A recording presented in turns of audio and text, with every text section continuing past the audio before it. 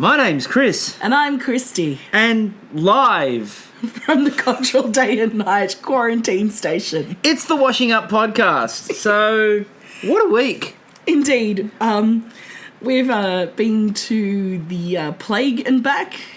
We both have. So if there's a cough during this episode, you know where it's come from. Enjoy it. Yeah, it's been quite a week for all of us. And it's been quite a week in the Bake-Off shed. Indeed. So much fingering. It started early too, didn't it, this week? It really did. Nathan Taylor, of former season of Bake Off, obviously, was tweeting out that he misses the days when it was a lot of really, sort of closeted comments, and it was like subtle innuendos. Tonight... Fuck that. No. Tonight we were all out on fingering early. It was out-uendos. It was just so there. It wasn't innuendo. It was out-uendo. They're not innuendo, but in your endo. Get it? Because it's funny. Anyway, so this week is actually Biscuit Week. It wasn't about fingers. Yeah, it wasn't. Or fisting. Although apparently it was. Well, you made it about that on Twitter, but that's a different story. Well, you know. Special occasions.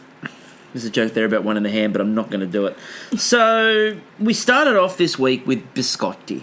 Yes, just after Mel went on a little bit of a search party. Yes. I'd like to see her in the Australian version of Search Party. We could have some... That could be fun. So... Joel Kristie as the flamboyantly gay into himself. Oh, hold on. It's typecast. I love what I genuinely like about the opening jokes is that, you know, as an educator, I need to use dad jokes from time to time. Oh. And they're just giving me a nice, stock of potential jokes in the future. Oh, yeah? About, well, we lost such and such. Where? I can't find them. Call the SES. Oh, dear God. Those sorts of things. Like the last week about, I'd like to propose a toast. And then she pulls the toaster out and starts hitting it down. I would go to those sorts of levels. Yeah. For a joke. Do you think they've just got, their writing staff are just dads? They just pop down to the local dad cafe and get some dad jokes. Or they just ring home. Hey, Dad, this is what's going on for Biscuit Week. What do you want us to do? What would you do? Yeah. Oh, this is what I'd do. I'd go looking for those missing contestants. That's what I'd do. Great call. So much better than what I was going to do. What were you going to do? Hit him over the head with a packet of hundreds and thousands. That's what I was going to do. No, so I like their opening jokes. And yes. Once again... outfit game on point, and Mel really has taken inspiration almost from Sweary Canary's jumper game, because my word. Do you think Fee's just come back and bestowed her cardigans onto Mel, saying these still need to be seen? I'd like to think there was a ceremony. You know what it was? Right next to Mon's booze stash. We'll talk about that tonight because I think we found it. Was Fee's cardi stash, and Mel's gone. Sweet. No one else is using these. Yeah. I like the idea that Mel found the cardigan stash and then offered it around the shed. Any takers? Anyone? No, I've already got this. So Dave's doesn't quite work with the style and that. Yeah. Okay, well, if I have to, I have to. Yes, and look, Maggie B can't wear them. She's just wearing Elena Tyrell's wardrobe. We're going to need to have a bit of a chat about Maggie, I think. There were some interesting things, so we'll quickly talk about the biscotti themselves, and then we'll come to the judging, because I was worried for Maggie B this episode. We talked last week about possible neurological issues. Michelle being a stand-in Maggie on country fairs and waving from the back of a car when you can't quite see who that is. Yeah. Now, I have a bit of a fear, but we'll quickly talk about the biscotti. I mean, really... To be honest with you, there's only a couple that I think we really need to discuss. And this is not because, the others were inconsequential. On the contrary, they were all really pretty good. And that's kind of the problem. They sort of all were that's good.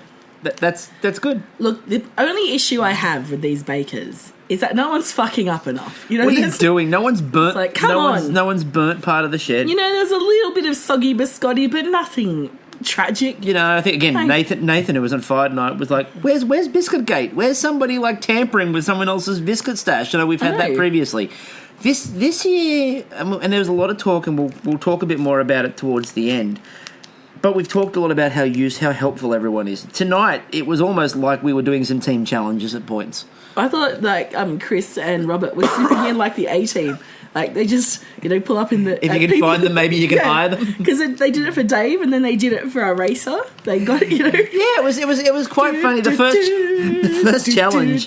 first challenge, which looked a bit like you had like Siamese triplets together at the bench, and they're like, well, we're going to have the surgery, but we miss each other too much, and we just thought we'd bake some biscuits. Where they're all trying to throw the biscuits on the tray. It was great.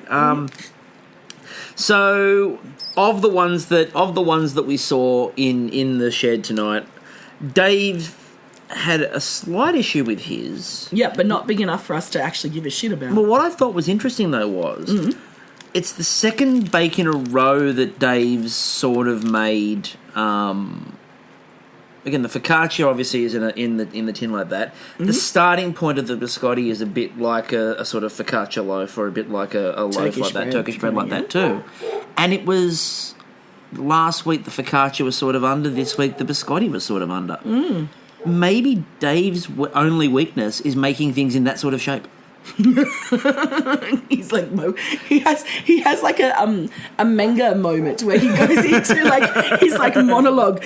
My one weakness, the Turkish bread shape. No, I go back to it is my raison d'etre. I go back to one of the weirdest / almost awesome games I think I've ever played, which is that the surgery game that you can get on the Nintendo DS and the Nintendo Wii and stuff like that, where you've got to perform surgery, and just before surgery there's this deep contemplating moment the surgeon has, and then he does the manga jump out of his own body and like, I will succeed, and reaches back like he's about to pull off some power move, and then performs like open heart surgery. And I just like to think that that's Dave before he's contemplating if he's going to make this or not, if it's going to bake properly or not, and then he's like, I will succeed, and later on he'll do calligraphy on bread. I really like to think that's what happens in every surgical room. It would actually be quite good, wouldn't it? Yeah, it was. Would have been. I missed it though when I was a student. I was going to say, nurse. you were at one point around nursing, so... And in theatres and stuff, and no.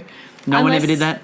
No, I didn't notice. Maybe I didn't see that part because I was just a nurse, not a surgeon. Possibly. Secret surgeon stuff. They like to hide it from you.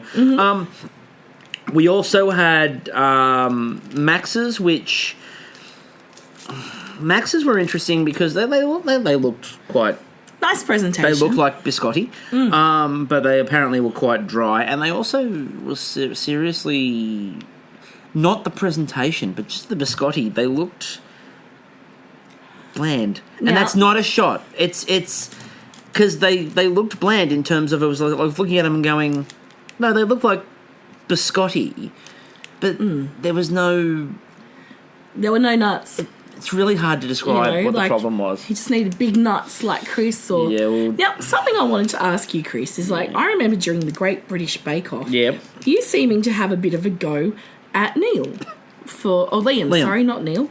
Liam for presenting his showstoppers. Not showstoppers. What the first one's called? Signature. Sorry, everyone. The cold and flu meds are starting to wear off. His signature, as if it was a showstopper. Now, tonight, we had, Dave stack his up, looking quite pretty. We had Michelle with a little flower in the middle of hers. What do you got to say to that, Chris? At what point have I said that was a good thing? I didn't say that was a good thing. I was just saying that you get the shit so that you're like, you shouldn't be doing that. It's just, like, you don't present it like a showstopper. Yeah, you don't present it like it's a showstopper. I haven't said that the other one should have been presented like a showstopper. In fact, I think part of the problem with Max's was that it was put in a jar and presented a bit like a showstopper. It should have just been on a plate. I mean, look, biscotti. I mean, if you're going to try to jazz them up, they should be, like, jazz-worthy. Good biscotti on a plate. What have you done with them? Well, I've made you biscotti. That's what you asked me to do. You wanted something fancy, you should have said, and then, like, make a Jenga set out of them. Or what you should have said was build the Eiffel Tower. I mean, he made it in biscuit form later on. But we've seen people make the Eiffel Tower in the shed before. I think if they'd said we make the Eiffel Tower out of biscotti, then he would have had all right to do something fancy with it. I think I was just missing your rant. I just wonder if you... there's going to be ranting. There's going to be ranting. If you go a bit harder on the English than you do the Australians, because, like, in the English, you're like, oh, blah, blah, it's blah. Coming up. The Australian one, you're like, meh. It's coming up. It's coming up. Yeah. The thing was, none of the people that had the middle design were really, I think, contending for, like, Star Baker. And as I said, with Dave's one, yeah, there might have been a bit of an extra feature to it. Mm-hmm. But the bake wasn't there. True. But I did like Robert's philosophy. He went for the violet crumble philosophy. He wanted a thin biscotti because it's the way it shatters that matters. And I like the fact that Chris made his, what he referred to as his manly biscotti, which I can only assume has overpriced residential properties. A slight view of the beach. A shit NRL team. And an overinflated sense of self-worth that's really not justified. Hello, people on the northern beaches of Sydney, and this is the last time you listen to us, so... I'd say I care, but... But your ferry ride is quite popular. Yes, it's very, very popular. Everyone goes over to Manly on the ferry and then turns around and goes back because they realise what it was I doing. I just presume that either meat eaters throw a sausage on Chris's biscotti because it's got 2 nuts, and vegetarians throw an eggplant on just for the full effect. I think for the full effect that would work quite well. And I did like to see Maggie getting a mouthful of it and Matt turning around and saying, it's got quite good flavour. So we'll come back to that in a minute because we're about to get to what I'm referring to as the run of innuendo. The last one I want to talk about before we get to the run of innuendo was Claudia's. Now Claudia's looked amazing. Oh, yeah. And more importantly, we have found the supply of booze. We have found the supply of booze. We've been looking for it for weeks now. We presumed it was in the speakeasy out the back. Yeah, we thought that it was hiding under a bench and no one had worked it out yet. But here comes Miss Booze Hound. The answer is, yeah, we've found it. Claudia. So she went with Kirsch. Well, why not? I would. I mean, in all honesty, I would definitely go with that. So it was spectacular. Yes, it was design. I'll definitely grant you that, and I'm not gonna defend it on that grounds, but I would defend it on the grounds of, my God, the booze. And it looked like it was going to be spectacular. It tasted apparently spectacular. So what we found out, more importantly, was there may have been some coffee liqueur shots and Frangelico around the heating stand after the recording. Well, it was pissing down with rain by the looks of it. It was. So it must have been quite chilly. It was deserved. Anyone who may have imbibed have said you earned it. And secondly, and far more importantly, Monica, we now know what you've left. Good choice in booze, it turns out. So I hope the still was being refilled after all of this as well, because, you're going to need it for the rest of the competition, guys. I hope you didn't go too soon. Never go too hard too soon. Speaking of going hard too soon, Innuendo Central. And before we get to the innuendos, we just need to go to the wonderful world of Maggie Beer. Now... You mean Olena Tyrell, Maggie Beer? I don't know what was up with Maggie tonight. Mm-hmm. But she started by... The first one they cut to was her judging Marcus. Yes. And she looked at Marcus and went, "Do you do amateur theatrics? I can imagine you wanting to do wonderful things." And Marcus had this look on his face like, did I give you the happy gas?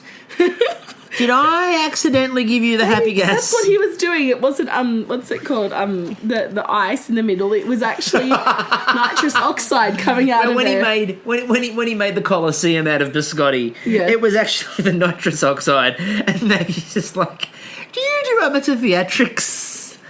I can imagine you wanting to do wonderful things. You and that dragon coming out of the middle of your forehead." Or maybe she got a bit of Monica's Kirsch before them. Maybe it was Kirsch plus that. And by the way, Marcus now, it's the second time in this competition that he's involved. It's involved him presenting something where he pours a liquid into the middle of it. Look, we all know that if we were on a cooking show, MasterChef or Bake Off, we'd want some ice. And once again, fizzle.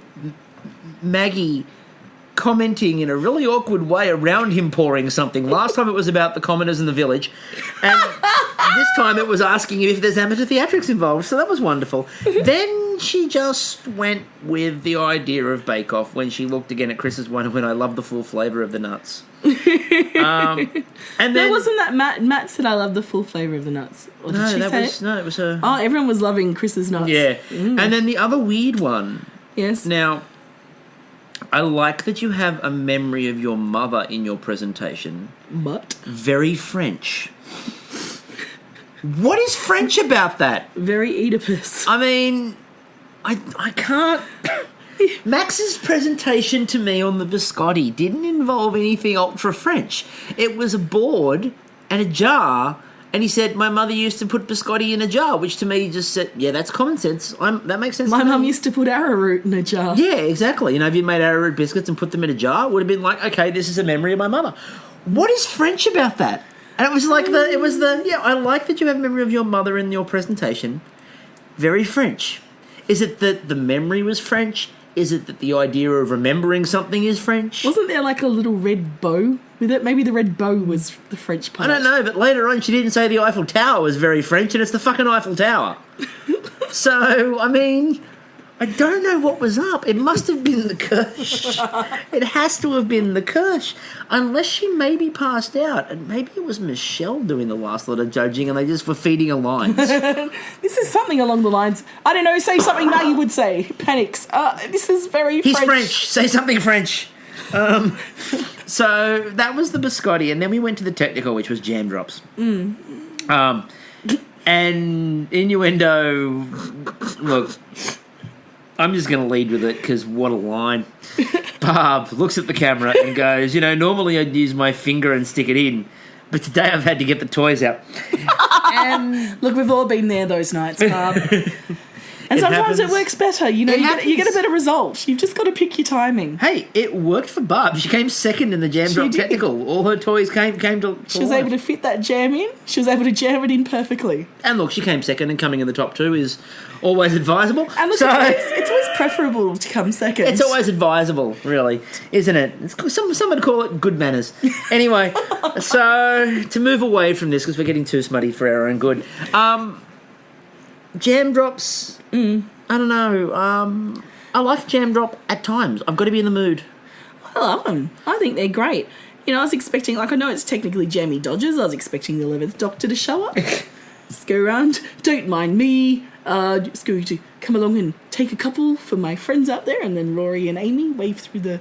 I just like to think they just kind of... That would have been lovely. I would have been a fan of that. Yeah, I would have jumped in the box too. So I thought that it was an interesting challenge. What I liked about it as a technical was the fact that the jam goes into the middle of the biscuit, so you've got to then refill it at the end. So it's all about getting that distribution between biscuit and the ratio between biscuit and jam. Yep. And what I thought was intriguing, what I thought was really intriguing about the whole challenge was some of the mistakes that were made in this challenge were by people, the bottom two people were Claudia and Robert, which completely flipped it on its head from where it had been, and Dave was up the top, which flipped it again. And why I thought that was so interesting was, for Claudia, the jam didn't work. Yeah, it was like solid jam, solid as a rock.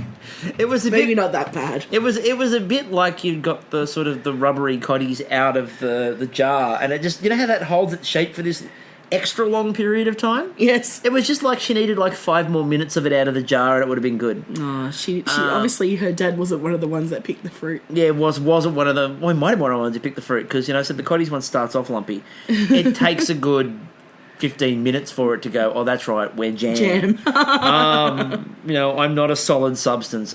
I'm jam. So... it was interesting that hers sort of just, it held, and she was desperately trying to get it to like move, and it wasn't moving. I thought that the ratio thing was interesting. Dave's looked amazing. I have to give him credit. They were uniform, and I loved the comment. I loved the comment that we got when they looked at, I think it was whose was it? Wasn't Marcus's? Was it Robert's? Where they were all over the tray. Right. And he looked at it and went, that's not Dave's.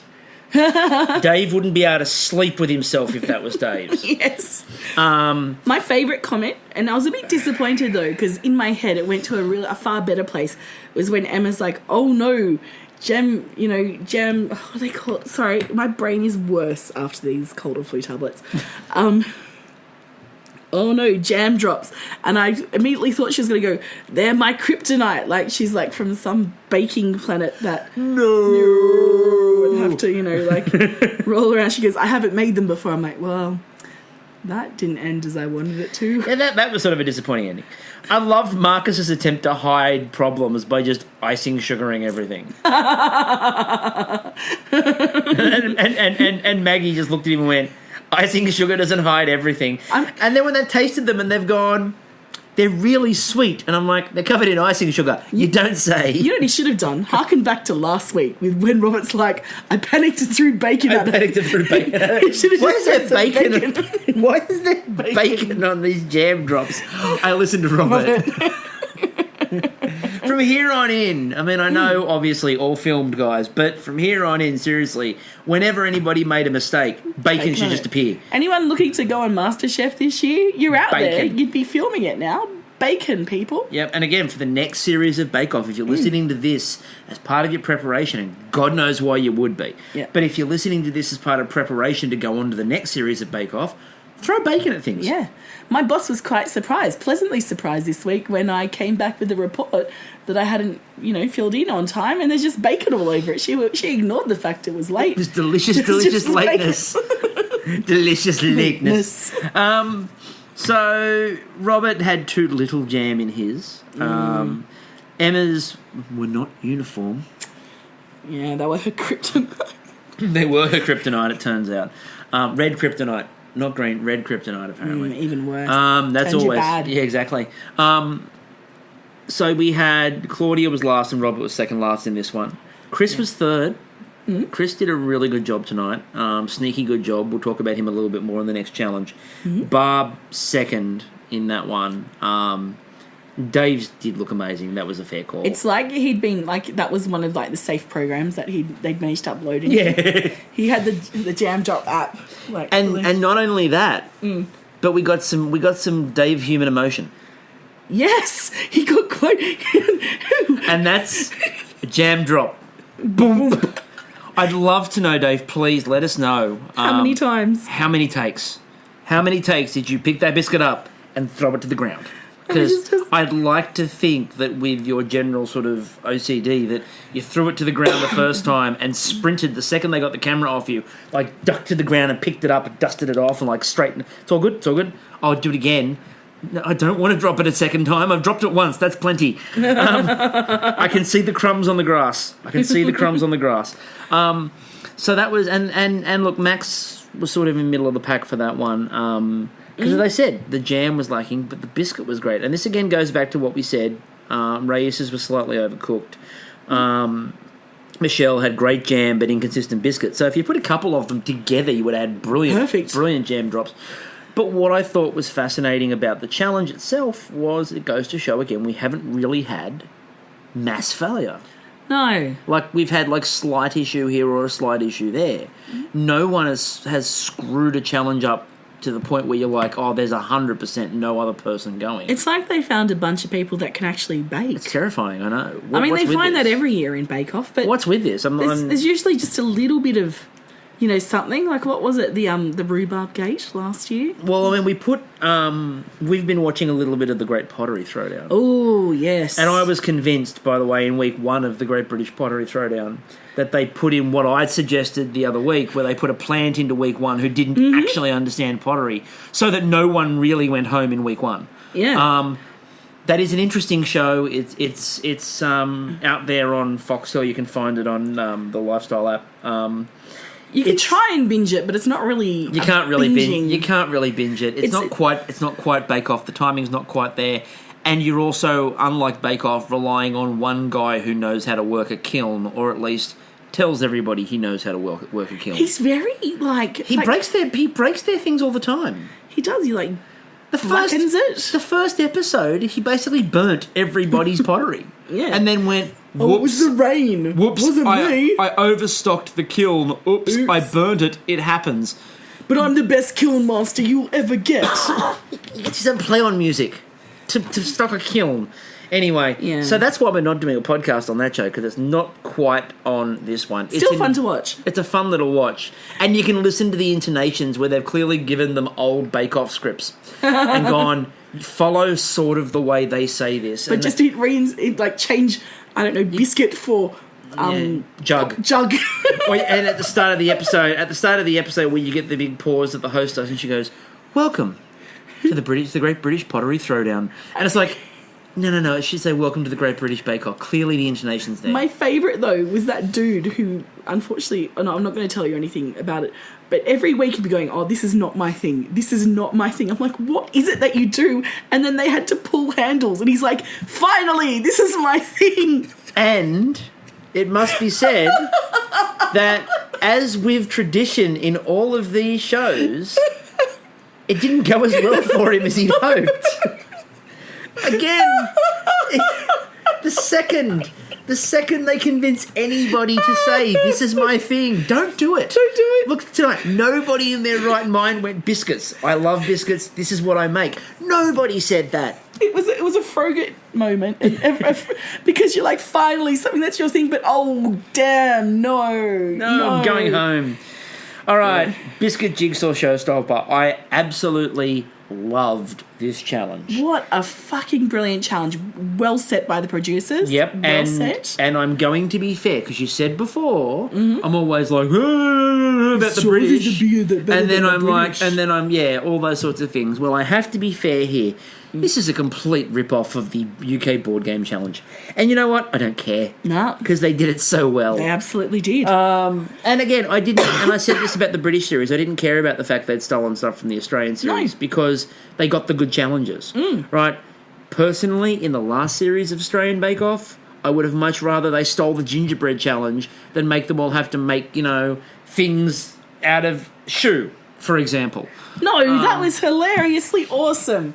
And let's not forget, we almost got 12 of the Chinese zodiac. We nearly did, but still, it's very hard to do that. And it would have been much better to, make things out of, gingerbread. Like maybe a gingerbread pub with sticky toffee table. Anyway.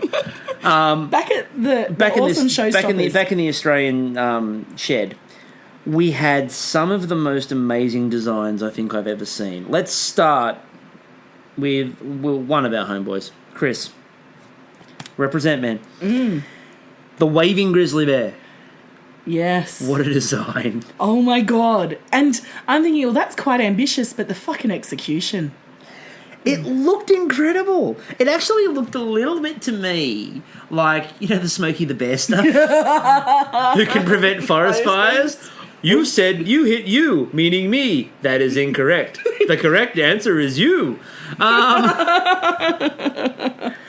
Apparent amazing design, and apparently, according to the judges, tasted as good as it looked. Yes, but I need to know from Matt and Maggie's little play, what's better, a paw or a finger? I don't know. What is better, a paw or a finger? Just asking for a friend. Hit us up on Twitter. Emma.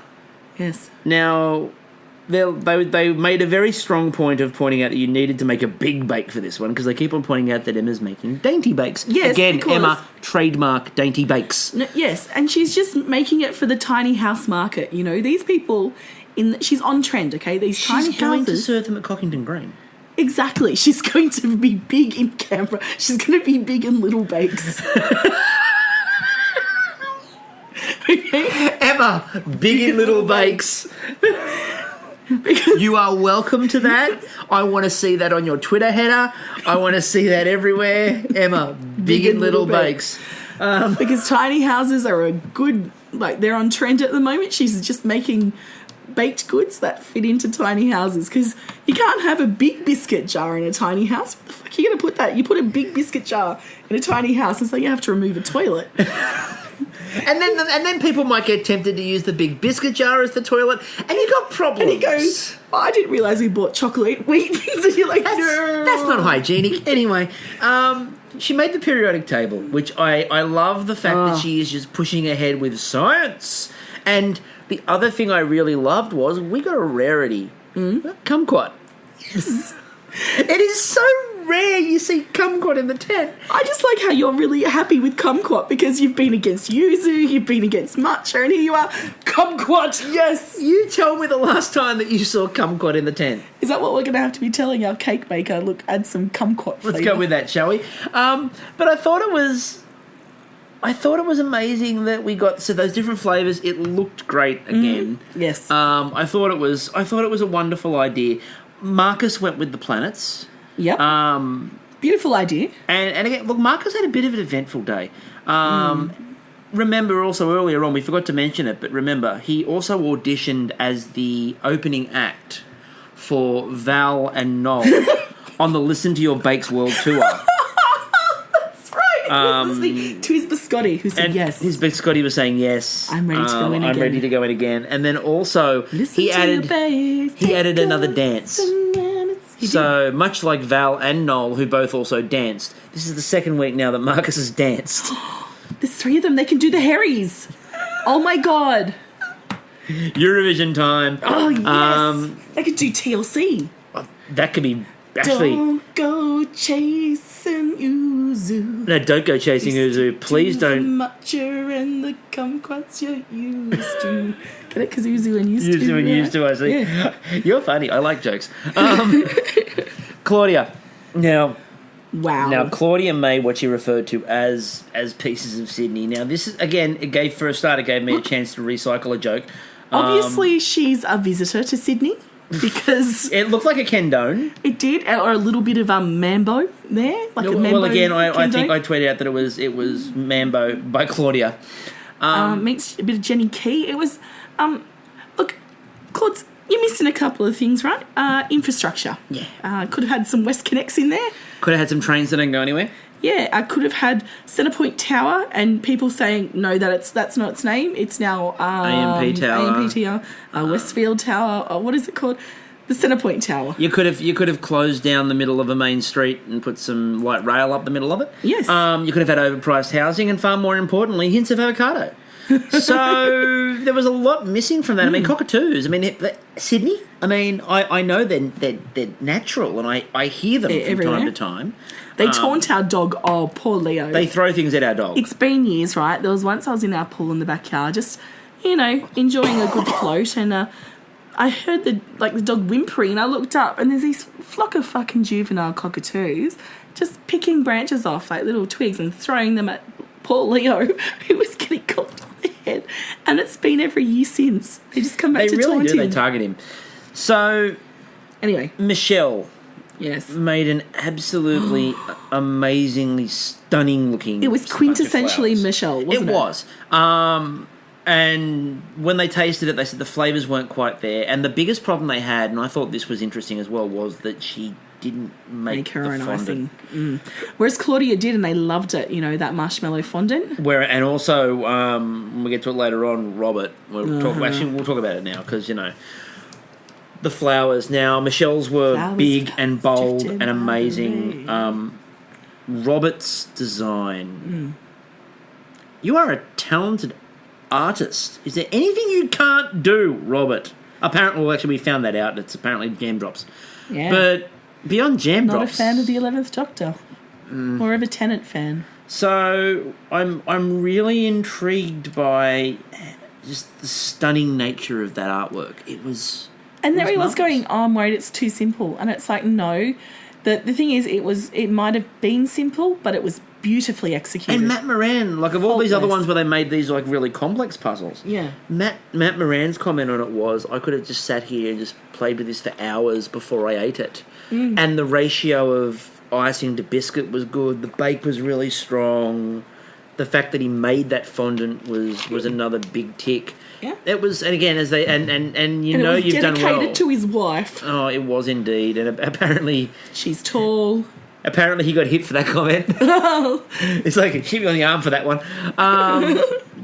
There's a great photo on Robert's Twitter, and also we've retweeted it out too of his wife in front of the sunflowers that inspired it. It's a lovely photo, and including the quote from him saying that she hit him on the arm for that loud and large and loud and big tall and joyful thing. Flowers are a bit of a theme as well because Barb made one of the most amazing 3D sunflower things I've ever seen. It was incredible. I mean, and the flavour was with it, which again helps. Obviously, it is a flavour first show, but it looked amazing. Yeah. She put that up and I was like, okay, I think we might have found Star Baker. Yeah. This week, Barb's been spectacular. With that said, like looking at I always got to call him Brian. Dave. I'm so sorry, Dave. Dave. Everybody's dead, Dave. Okay, get into my head. He's Lister from Red Dwarf. Okay. But unlike Lister, that artwork, like his whole concept and the calligraphy, it was like fuck. The skill. I can't do calligraphy at the best of times. Like you give us paper and paint and stuff, not happening. You give me a normal pen, I struggle to form letters. You give Dave like a fucking icing. You give Dave a biscuit, and he'll write you an ancient proverb. So it looked amazing. The artwork was stunning on that one too. Raíces had, again, that amazing Tree of Life design. It was bold. It was huge. It was a jumbo sort of thing. Now, for all the esoteric people out there, this is the second time this week I've seen. Now, this is not detracting for Issa because that was fucking gorgeous.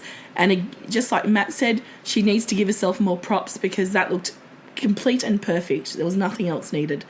But, okay, for all the esoteric people, this is the second time this week and great. The pottery throwdown was the other one this was on. 2 designs of the Tree of Life. Now, one, not a Zephyr in sight.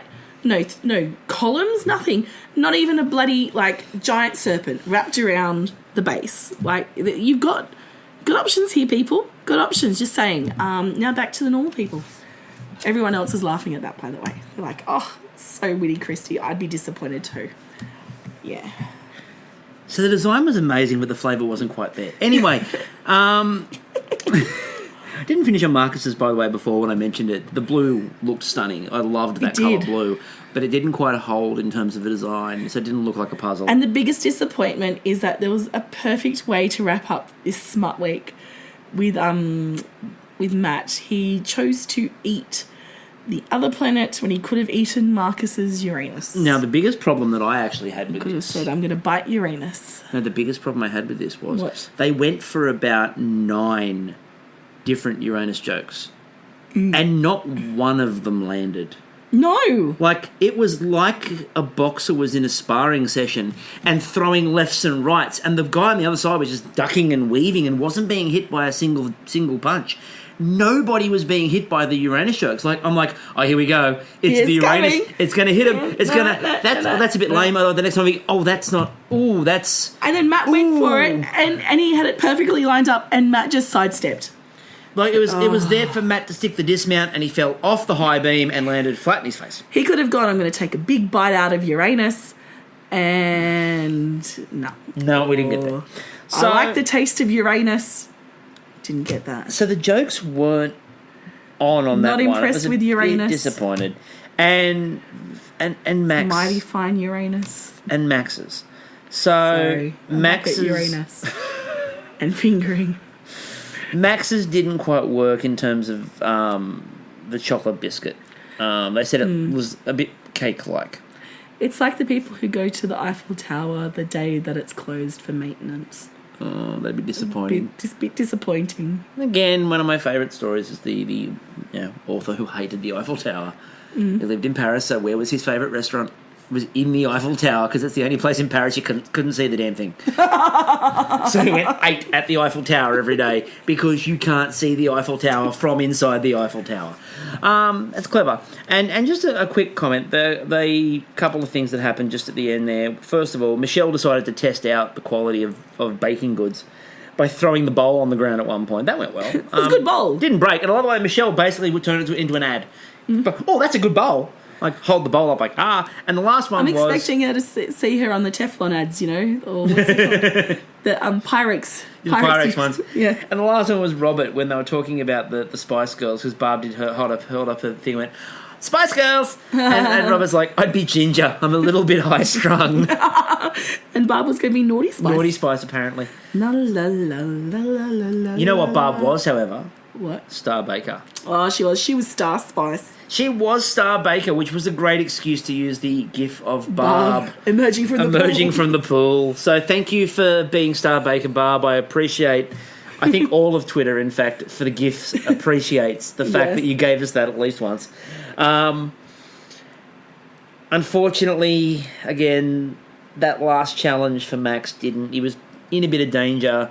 Everyone nailed it. Max's wasn't horrible, but you could see that it was slightly under where the rest of them were. And, you know, presentation-wise, like even Barb said this week she was focusing on presentation and upping that. What I did like that Max tried, I liked that he tried the fairy lights around the Eiffel Tower to give it, like, the sparkly effect. I thought that was really cool. Yeah. I thought that was a nice attempt to make it work. And again, I think if maybe the chocolate had held up a bit better. Who knows? Now, before we finish up, the people who like French accents weeping on the tweets. Oh, there was a lot of crying. Au revoir. Yeah, lots of people misspelling au revoir too. That was interesting. So I did say last week about the game cards. They will be out in the next day or so. They're being painfully once they're taken the plague. Once the doors have all been unbarred and we're no longer seen as being unclean.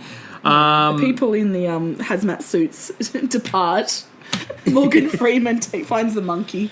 Once that's all done, that will be done, and the game card will be up. So hopefully, I may even get them up tonight after we put the podcast up. So keep an eye out for those. They'll be all over our social media. Also, remember, make sure you check us out on Twitter. Make sure you check us out on Facebook. They're both at The Washing Up. We're trying to break into carrier pigeons so we can get in touch with Noel. Yeah, so we're trying with the carrier pigeons at the moment. We can get them as far as Dapto.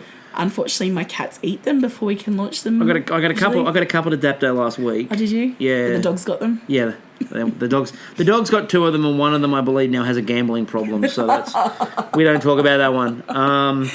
And also check us out on Instagram, Washing Up Pod over there, where occasionally I take photos of things I cook.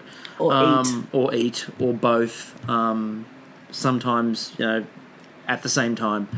So you'll see a lot of interesting things over there. We are hopeful this week that once we're a bit better, we'll have a couple of bonus podcasts coming up. Thank you again, everyone who's been listening and commenting. We love it. If you feel so inclined, feel free to go over. Even if you haven't downloaded this necessarily on iTunes, feel free to pop over and maybe leave us a comment or two or a rating. That'd be appreciated. It helps us feel like it's not a masturbatory exercise, And even if it is, it helps us think that there are other people watching, and that's far more important. What's more important, though, is that every time you give us a rating and a comment over there, it helps other people who might possibly be interested in finding this and, don't have Twitter. They might be able to find it a bit better because it moves up the rankings. So with that in mind, we're not going to do anything fancy to finish off the show because, we're both sick and bed would probably be a good idea right now. Yeah. So until next week, I'm still Chris. And I'm still Kristie. And we will catch you all later. Ciao.